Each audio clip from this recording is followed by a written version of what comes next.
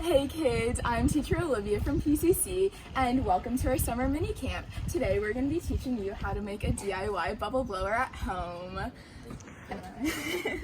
Alrighty, let's start with the materials we're going to need to make a bubble blower today. To start off, we're going to need 3 plastic cups. One of the plastic cups is going to be empty. That's the cup you're going to use to make the bubble blower.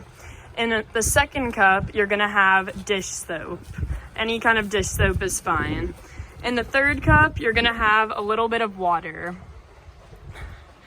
You also need a pair of scissors to cut a hole in the first cup and a straw to blow the bubbles. To get started, we're going to pick up our empty plastic cup. First, we're going to cut a hole in the side of the cup. It should be big enough for you to stick the straw through. Remember, if you need help with scissors, you can always ask your mom or dad to cut the hole for you. There we go. So it has to be big enough for the straw to fit inside of the hole. Our next step, we're going to take the cup with the dish soap in it.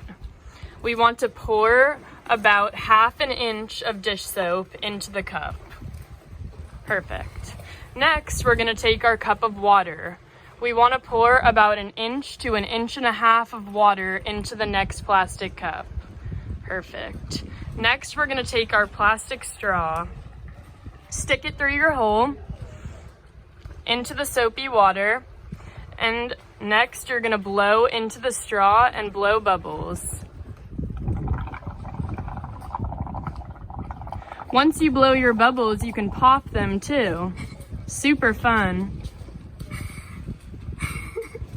We hope you enjoyed making a bubble blower today. Have fun!